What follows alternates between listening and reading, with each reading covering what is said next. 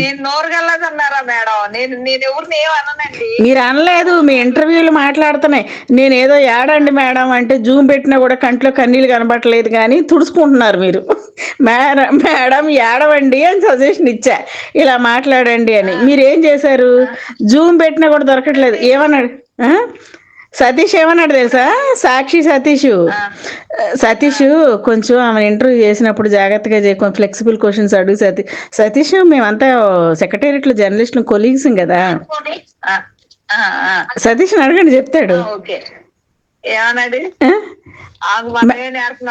Madam madam ఆవిడ ఏడుతుంది కానీ ఎంత జూమ్ పెట్టినా కంట్లో నీళ్ళు కనబడట్లేదు.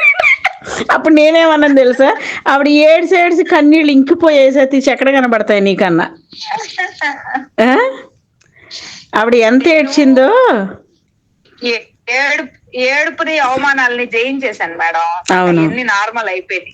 మీ స్టేటస్లు చూస్తున్నానుగా, దాన్ని బట్టి మీ మెంటాలిటీ నాకు అర్థమైంది.